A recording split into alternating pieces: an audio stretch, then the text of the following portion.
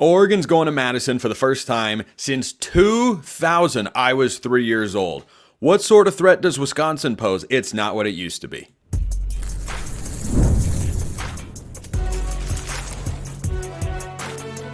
You are Locked On College Crossover, part of the Locked On Podcast Network. Your team every day.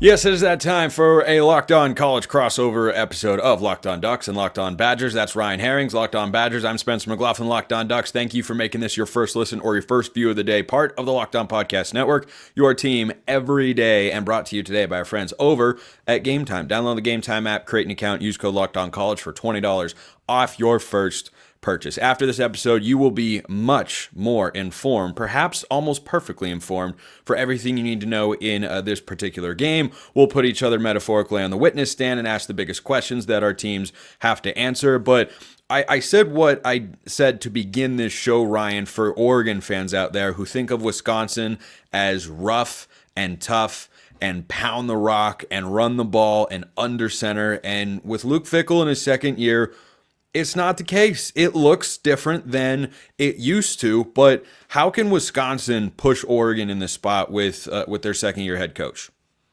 Yeah, no, it's a great lead, and it's definitely not what traditionally Wisconsin or Oregon fans, college football fans would think of with the Badgers. It's a team that's still finding its footing, quite frankly. 2 years in, 1.5 years into the Luke Fickell era, they switched offenses. They're trying to run more of an air raid system where they're spreading the field, trying to generate a little more advantageous opportunities for the passing game. That hasn't clicked. We talked about it before the show a little bit. Ultimately, Braden Locke throws too many picks, right? So that part of the offense hasn't clicked. Now, Wisconsin still wants to run the ball. If you're an Oregon fan coming to Madison, quite frankly, you're going to have a hell of a time. We welcome you here. There's great beer, great people, but you're not going to see a team that doesn't want to run the ball. They still, with Tawee Walker and Oklahoma import, they want to be physical. They want to run between the tackles, and they're going to try to do that. And if Oregon doesn't stop them, that's what Wisconsin will do. But they haven't been able to impose their will like traditional Wisconsin teams. The offensive line isn't quite where it was at the peak of Wisconsin, and they don't have that passing attack to back linebackers and safeties off. So it's just been a mess a little offensively. Defensively, a lot of the Wisconsin guys you think of from the last 10 years, the Dave Aranda defenses, the Jim Leonard defenses, you're thinking of Leo Chanel, you're thinking of TJ Watt, you're thinking of these really dynamic front seven players. Wisconsin doesn't really have that either. So it's been more of a bend but don't break defense, giving up more yardage than they typically do. They've been pretty good in the red zone, so they have been able to kind of cut off some drives when they get there. But it's a team that looks like it is in a transition stage because it is in a transition stage. I think one thing Badger fans are going to be excited about, going back to this Wisconsin-Oregon quasi-rivalry, is there's no LaMichael James coming to Madison. There's no Thomas. There's no Justin Herbert. There's been some guys that have given us nightmares. Not that you don't still have them, but at least we are faster. I will say this. The Wisconsin team that Oregon fans have seen the last couple matchups, this Wisconsin team is more athletic. They're faster. So I do think they've upgraded speed. But, yeah, it's a team finding its footing. They're coming off a 42-10 loss in Kinnick to Iowa where it just all fell apart. Luckily, the Badgers did get a bye week, so there's a week to kind of get better there. But you're not wrong. It's a different version of what Wisconsin has traditionally been. Yeah, and for Oregon, they're 10-0, ranked number 1 in the country, and playing the sort of football where I've got to find complaints from Oregon fans who are sifting through the rubble trying to figure out what was wrong with that 21-point victory against Maryland. Oregon hasn't been a great team against the spread this year. That's really the biggest knock, is they're favored by a lot. They're not always covering those numbers. It's not 56-7 every single week, but last week against Maryland, Oregon had, I think, not a great game offensively. Defense kind of carried the day. There was a defensive touchdown with Jordan Birch having a strip sack, Brandon Johnson running it back the other way. But stylistically, do you think this Wisconsin team is at all similar to Maryland? Because frankly, though it ended up being a 39-18 game, that was the biggest challenge I felt that Oregon has had in Big Ten play outside of Ohio State, at least at home. You put the Michigan game in there, but that again was more about Oregon making mistakes. I get the sense that if Oregon plays well, if they play a cleaner game than they did last week against Maryland, Oregon goes in and covers the 14.5 point spread. But if they don't, Ryan, what's your confidence level that if Oregon makes mistakes for a second straight week, the Badgers can hang around? Yeah, listen, I think there's a scenario where this game is closer than people think, which is why I think the line is a little lower than people were to guess, I saw a lot of people thinking. I agree. I thought it would be a little bit higher. And to see 14.5, I mean, first of all, 99% of the public money is going to be on Oregon. We both know this, which is why it's probably going to be like a 12-point game. It's probably going to be Oregon late. And I kind of wonder if Oregon hasn't had a bye in, I think, 8 weeks, right? So I wonder the bye for Oregon is next week. I wonder if there's a little bit of getting beat up, maybe a little bit. Now you have to go you cross 2 time zones. You're going to go to Madison, a road game. Yeah, I think those elements start to play a toll. I think me and you and I were talking before the show about how before the season, Oregon and USC fans and UCLA fans heard about how physical the Big Ten is and how you might struggle. Well, Oregon's 10-0. It's been a lovely trip to the Big Ten for you. So far, so good.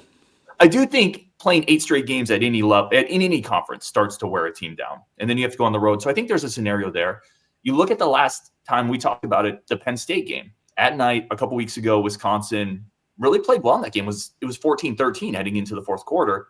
They can play and punch up at home at night. That environment, if the game is close, is going to be loud. It's going to be exciting. So I think that's the scenario. Maybe Oregon is just a tick beat up from 8 straight games. Now they have to go on the road. Wisconsin's coming off a bye. They're going to be a little fresh. There is a scenario where this game gets a little closer, and then that environment starts to play in. I will say this. I said this on my show the other day. Wisconsin can't punch up to Oregon's ceiling. Oregon is going to have to play down a little bit for this to be a game. But that happens in college football sometimes. Sometimes teams go on the road and they do play down. So I think you're right. I think that's the scenario to keep it close. But I think Vegas sees that scenario potentially, which is why that line is 14.5. Yeah, and the 2 top 5 teams, or at least at the time, Bama's not top 5, but Bama's still a really good football team. Surprise, surprise. I can't believe it. The 2 top 5 teams that Wisconsin has played at home, they've lost by an average of 23.5 points per game. Now, in that first matchup with Alabama, when it all went awry, the final score was 42-10. Tyler Van Dyke gets hurt, and you have to undergo the quarterback change, and Braden Locke has stepped in. He's got moments. This is a guy who was a 24/7 composite 4-star coming out of high school, and he's been in college for a couple of years. When I watch him, Ryan, I think there are moments where he reminds me, frankly, a lot of Billy Edwards Jr. at Maryland. He's going to have moments where you're like, that was a really good throw. And then there are going to be moments where you go, what in the heck were you doing, man? Yeah. You kind of nailed the Braden Locke experience right there. A roller coaster of some fun highs and some terrible lows. He's made some great throws. And he's made great throws against some really big-time athletes. He hit a deep stop and go against USC. He hit a deep shot down the seam to CJ Williams against Penn State, where it's just a beautiful throw. He can lace it in there. He has a really, really nice touch when he's able to set his feet and see the play. He struggles if that first read isn't there, right? If he comes out of his break, out of the snap, plants that back foot, and he sees what he wants to see, he can thread the needle. But the problem is off-platform stuff, right? Where at the college level, how often do you have an incredibly clean pocket? You have the coverage you expect, and the receiver breaks right where you think he should. Against high-level teams, that just doesn't happen often, and that's where we've seen the wheels fall off. Against winning programs this year, Wisconsin's averaging about 11 points per game. Against high-level programs, the offense hasn't been able to move the ball against better defenses, and that's where, again, I think you're going to see struggles, where Wisconsin is going to have to win the turnover battle. They're going to be +1 or +2 in this game to keep it close, and that's just the reality of it. And if they do that, if they can play from ahead and they can kind of keep Oregon off footing, Braden Locke can make some throws. Don't be surprised when he hits a couple, but he just hasn't been able to avoid the backbreaker. He hasn't been able to avoid that one throw in the middle of a game where momentum is in the middle of the 2 teams, where he just throws it right to the opposing team and they score a touchdown coming off of that. Until he does that, I don't know how Wisconsin can beat a team of Oregon's caliber. That's one question Wisconsin has to answer, but they have more as well, and we are going to answer those questions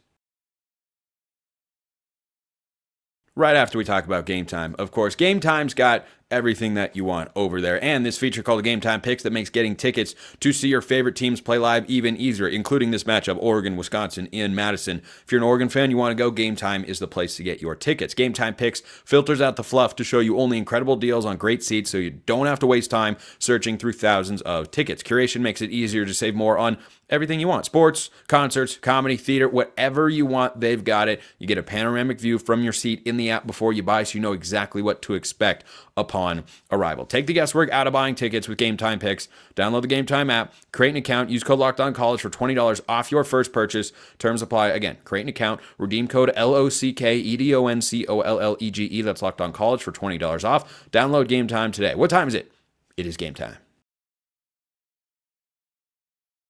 All right, Ryan, here are questions that I've got from an Oregon standpoint for Wisconsin. We talked about Braden Locke at quarterback a bit, but talk about the offensive line. Jordan Birch might play in this game, could play, should play, you call it whatever you want. Even when he hasn't been there, Oregon's defensive line has been nasty. Derek Harmon, who you may remember from Michigan State, is really, really good. And Mateo Uyunglele, who was a former 5-star recruit, is coming into his own in a sophomore season, and there are a bunch of other guys that can make impact plays as well. So your confidence level in Wisconsin's offensive line holding up in pass protection for, as you described, a mostly air raid offense for Braden Locke and head coach Luke Fickell is what? Yeah, I really also wanted to just ask you, what's it like to have a bevy of 4- and 5-star blue chip? It pays off. It pays off. You know, I hear sometimes from fans, recruiting doesn't matter anymore. It's all about the portal. I don't know. I'm looking around at Oregon's roster, and it's like, look, a former 5-star left tackle, he's playing. Former 5-star defensive end, he's playing. Former 4-star defensive end, he's playing. I think this high school recruiting stuff can still pay off. So it's fun, huh? It's a good time. It's a good time right now. Yeah, so to answer your question, man, I actually feel pretty good about the Wisconsin offensive line. I think the thing is offense is a bit of an ecosystem, and it's the other parts around it that don't always come together. Right, it's hard to expect an offensive line to hold up when Wisconsin against Penn State was continually in, and Iowa as well was continually in 3rd and 7, 3rd and 8. Right, if you give a really good defensive line 3rd and 8s with a good coaching staff, they're going to scheme stuff up. It's just hard. It's difficult. So I think a lot gets put on this offensive line. Now there is a fair point of, well, why are you in 3rd and 8s? Because you didn't run well 1st and 2nd down. That's on the line for sure. But even in those downs, I was going to put 8 in the box, 9 in the box. And again, that's tough on an offensive line. A lot of it comes back to that lack of a consistent passing game, which I think really hurts the line's ability. This is a pretty good Wisconsin offensive line. It's not a great one. It's not an elite one. They have 2 really veteran offensive tackles that played a bunch of ball. Both will probably get a shot in the NFL later round type picks. They have a veteran center who was with Luke Fickell in Cincinnati, was an all AAC performer. And then they have a really talented young guard, Joe Brunner, that they like a lot. It's a good offensive line. It's not deep. If an injury happens, which they've been lucky to avoid, they'll be fine. But again, I just don't think the offense sets them up in a position that's at times the fairest thing. So I don't know if that's an answer. It's a bit of a rambling answer. It's a good line, but it's tough to be a great line when you're continually in 3rd and 8. It's tough to be a great line when you can't pass the ball. Yeah, and flipping over to the other side, Wisconsin's run defense this year hasn't been stellar. 164 yards a game allowed. Probably not where Luke Fickell would like it to be. What is your assessment of how they stopped the run this year? Because Oregon's passing attack just put up its worst total of the season last week without Tez Johnson, who I wouldn't think plays this week for the Ducks. Maybe against Washington. Certainly, I think he's trying for the Big Ten championship game, but I don't think he'll be out there for the matchup against the Badgers this weekend in Madison. But Oregon last week against Maryland, who had been pretty solid against the run themselves, went for 180 yards and 5.8 yards a carry. What's your assessment of how Wisconsin has handled that area? Inconsistently. So this goes back a little bit to the point I made originally, where Wisconsin doesn't have those 4- and 5-star guys on the defensive line. This is a defensive line that coming into the year was looked upon as one of the spots on the team that was probably one of the weaker points. And then before the year, they lost their best defensive end. So it's the defensive line that's not particularly deep, and it's also bereft of talented impact players. So that's a problem. And then Coach Tressel, Mike Tressel, the defensive coordinator, has been playing a lot of light fronts, and fans. Is that Jim Tressel's son? Yep. Connection there. Nice. To the Big Ten. Yeah. Yep. And he was with him at Cincinnati, so he came over to Madison. He's the defensive coordinator. He's been playing a lot of 2-4-5 and just not really wanting to adjust out of that, which in some situations is fine. But when you're playing Iowa and they throw the ball 10 times and score 42 points, bro, put another defensive lineman on the field. So I think there's a lack of talent, but there's also been some coaching adjustments that it seems like haven't happened. At the linebacker level, they brought in 5 transfers this year, and it feels like the entire year has been this constant push and pull of trying to find the right Lego pieces to put into that. So I think consistency has hit there as well. It's not been a great rush defense, specifically when you look at what Wisconsin traditionally does. And that's hurt them as well. Teams have been able to run when they've wanted to run. And I don't really see why that would change against Oregon. The Badgers secondary is better. It's one of the strengths of their team. They have veterans back there, a couple really good players, veteran safety, veteran cornerback Ricardo Holman had 7 picks in the Big Ten last year. But again, when you can give teams 2nd and 4, 3rd and 2, right, your secondary can't play up the way it's supposed to. Against Penn State a few weeks ago, a game that I actually picked Wisconsin to win in an upset because it looked like they had kind of righted the ship for 3 games. They played some lower-level competition, Purdue, Northwestern, and Rutgers, but they blew them all out. I mean, just absolutely blasted them, played well on offense, played well on defense. The Nittany Lions went for 173 yards in that game on the ground and just under 5 yards a carry. Do you feel like Oregon is going to have those same sorts of numbers, or is there an adjustment that you think this Wisconsin defense will make, or is that just going to be available to Oregon anytime they want? Hey, you can push for 200 yards on the ground.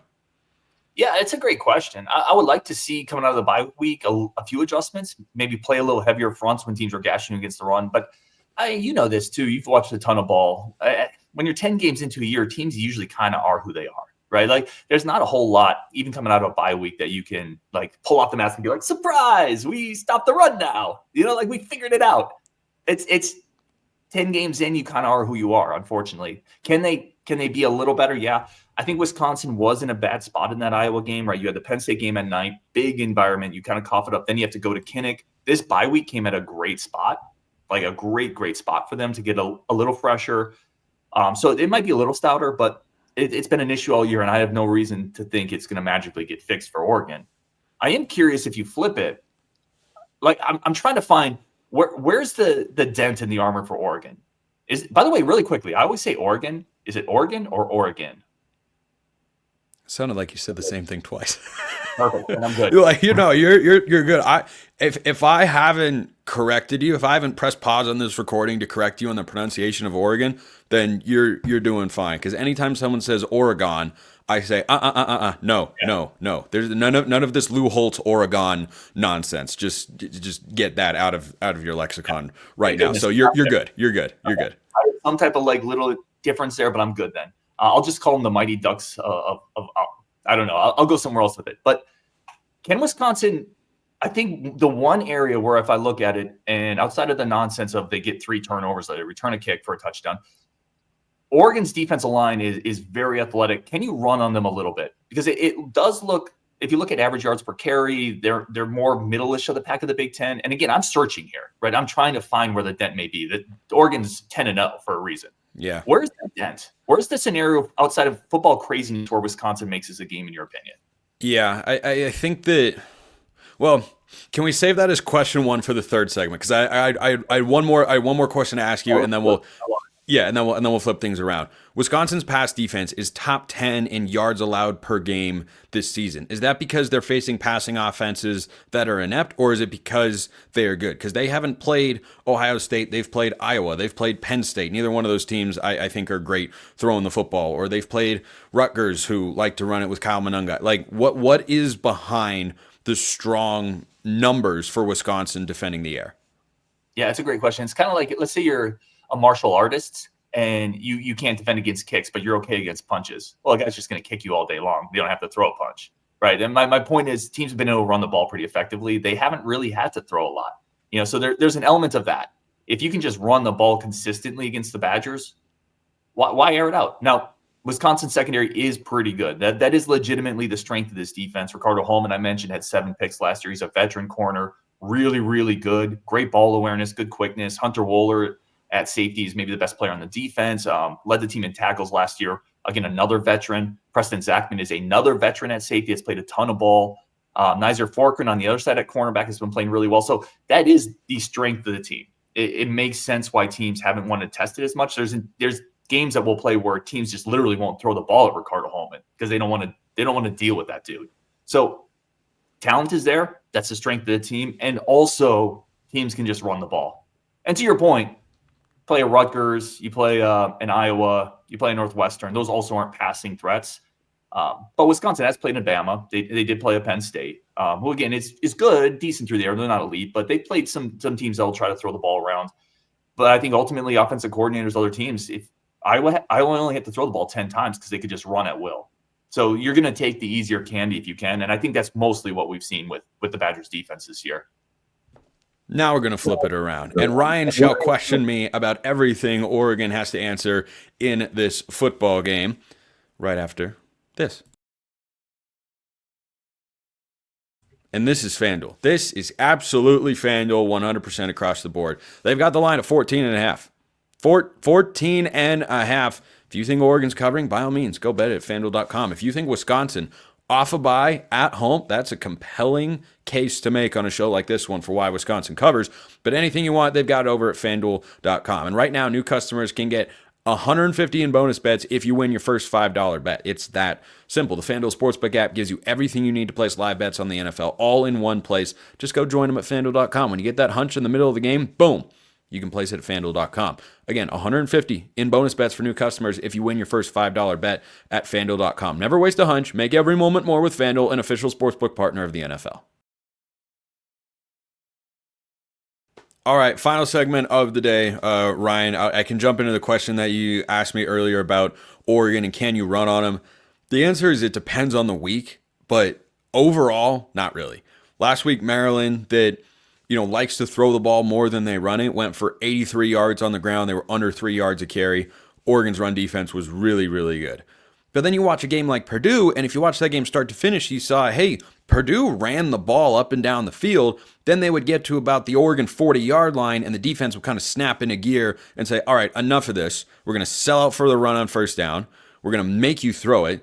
Maybe you'll get a short completion, but then on 3rd and 8, we're just going to pressure the quarterback or have an incompletion. So, yeah, I'd say Oregon has been more vulnerable to the run than the past this year, but that's not to say that I feel bad about either area. I love this Oregon defense. I think 55-45, this is a defensively led team, which is crazy to say when you have a guy who is top 2 in Heisman odds right now at quarterback in Dillon Gabriel, who only had 184 yards last week. I'd expect he bounces back a little bit and is in the 250-260 range, but maybe not if Oregon can just line up and run the football. But the defense has got NFL guys at all 3 levels, all conference caliber guys at all 3 levels, and like at least one. And I think that has really been on display this year, but it starts with the defensive line. They are deep, they are talented, they are veteran. They've got young up-and-comers like Mateo Uiagalelei or Tatum Tuioti. They have got veterans like Jordan Birch and Derek Harmon and Jamari Caldwell as well. These guys have all delivered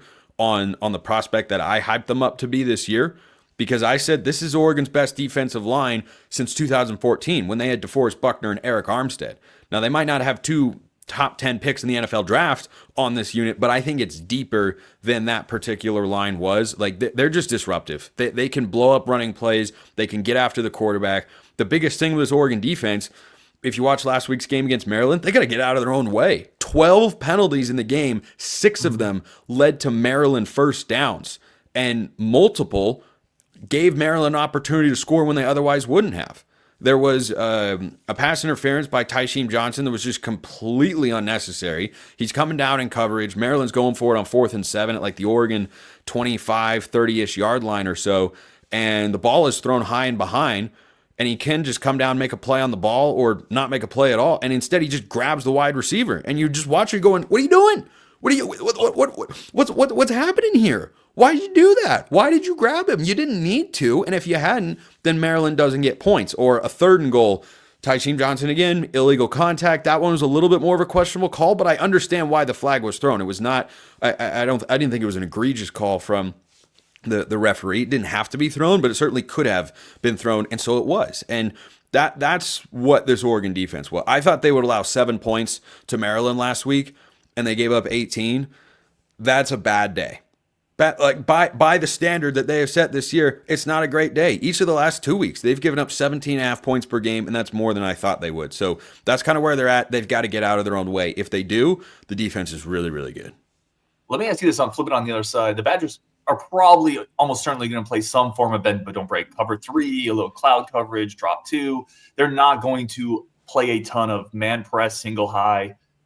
Is Oregon going to be comfortable enough just slowly going up and down the field? Will the patience be there? And once they get into the red zone, the Badgers have been pretty good there. How has Oregon been in the red zone this year, and how are they going to try to attack maybe a defense playing a little more cloud coverage? I'll start with the first question. The answer, I think, is yes. If you go watch the Oregon State game, they went into that matchup knowing we cannot cover these guys down the field. They will hit 50 and 60-yard touchdowns all the time. We don't have DBs quick enough to keep up with Tez Johnson and Evan Stewart. And so they sat off, and Dillon Gabriel just sat in the pocket and said, all right, here's 10 yards, here's 8, there's 15, there's another 8, there's another 10, and he picked them apart the entire game. If you watch last week against Maryland, they also played a lot of two deep safeties and didn't let Oregon push the ball down the field and made them take the underneath stuff. But Oregon wasn't clicking.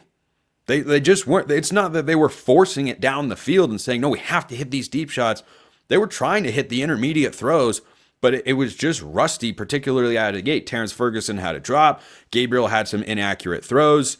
They just weren't sharp. So if you play that style against them, they are more than willing to say 5 yards, 10 yards, whatever. And the beauty of this Oregon offense is they're so multiple and they're so talented at every spot that they can do whatever is needed. If Wisconsin's going to let them run the ball at 6 to 7 yards a carry, they will give Jordan James and Noah Whittington a combined 35 touches. But if they take that away and say, we dare you to throw the ball deep like Ohio State, Dillon Gabriel will go for 330 and 4 touchdowns. So I think they've really got everything at their disposal offensively. The red zone is a different question. It has been inconsistent this year.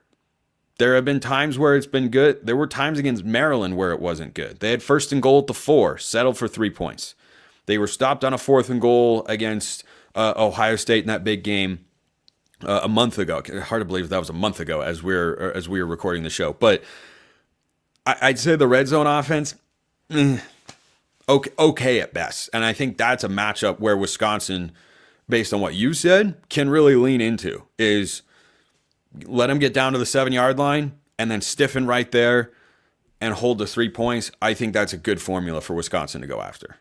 And I think that's where Wisconsin has to win for this game to be competitive. I think Oregon's going to move the ball. It comes down to, can Wisconsin hold the field goals?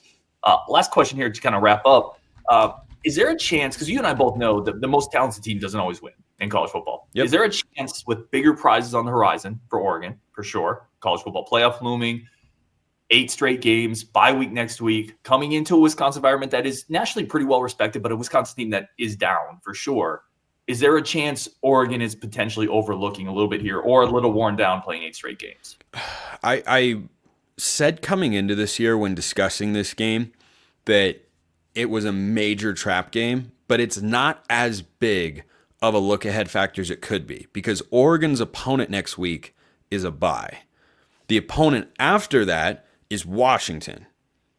That's the most important game on Oregon's schedule. Even more important than Ohio State, Dan Lanning's got to win that football game. He's got to win. There's no excuse to lose it unless Dillon Gabriel gets hurt in this game against Wisconsin and is out for the rest of the year. But even then, got to win that football game. If they were playing Washington next week with the number of returners who went through 2 3-point losses to Washington, one on a field goal that didn't go in and with some 4th down decisions, and then one in the Pac-12 championship game that kept them out of the playoff, like that is sitting in guys' minds whether they would admit it or not. There's no way it isn't. But I think the bye coming next week helps Oregon overlook that factor. But Dan Lanning's messaging that we've seen on Ducks versus Them every week, which are the cinematic recaps for the Wisconsin fans out there who don't know, they're incredibly cool and definitely worth a watch. You might not want to watch the one if Oregon wins this game against Wisconsin because it's all about Oregon, obviously. But they're very cool and incredibly well done regardless. And I think they're truly the best in the country at that. Dan Lanning has spoken a lot about, hey, we have to keep a growth mindset. We have to continue to say we want to get better. And when Lanning was asked several weeks ago about getting Oregon number 1 to the AP poll, his response immediately before the question had even been answered, who cares? Then he smiled and went on to the next question. And I think if the team is embodying that, and I think they are, they play to a standard each week. And they just didn't live up to that a week ago against Maryland. And I wonder if that doesn't fuel them a little bit to be at their best in this game and remind themselves and everybody else as well, hey, we are the team everyone should be looking up at right now because How we played last week, that wasn't us. That wasn't us. We played a C minus game and won by 21 points. I think that is an interesting element of this game, and on paper should have the look ahead factor, but the bye week coming out, it's just another way the schedule works out for Oregon in their first year here in the Big Ten. Yeah, I mean, you're probably right. Again, this kind of comes down to the point, and maybe end on this, that I was talking about it, I think in the first segment, where Oregon has to play down for this to be a legitimate Wisconsin chance. Wisconsin can't punch at Oregon's ceiling. Wisconsin can punch up, but even their punching up is going to require Oregon starting slow, Oregon overlooking something, a bad tipped pass, blocked field goal. It's going to require something. You're describing the Maryland game last week. So we've seen those things from Oregon as recently as 5 days ago. And even then, y'all won by 18? Was it 18? 21. Yeah. And then you won by 3 touchdowns. It's going to require that plus another something. That being said, like, road games at night, good environment, you never know. And that's why we'll tune in. That's why I'll be excited. Before the game, I'll probably convince myself to put $100 on Wisconsin money line, of course. Oh yeah, the old money line, brave man. Yeah, brave man. I'll lose money on my team all day long. That's part of my mantra. So I love that. Are you coming out? Are you able to make it out to Madison? No, I'm not. I've got a couple of Southern Utah basketball games to broadcast this week, and if I didn't, I'd be with Southern Utah football. So I don't get to as many Oregon games as I'd always like to, but that's because my other job is absolutely freaking awesome, because I get to talk about even more sports over there. And we enjoyed talking about sports today. Ryan Herring's Locked On Badgers. I'm Spencer McLaughlin, Locked On Ducks. We appreciate you listening. See you next time. And until then, hope you have a wonderful rest of your day.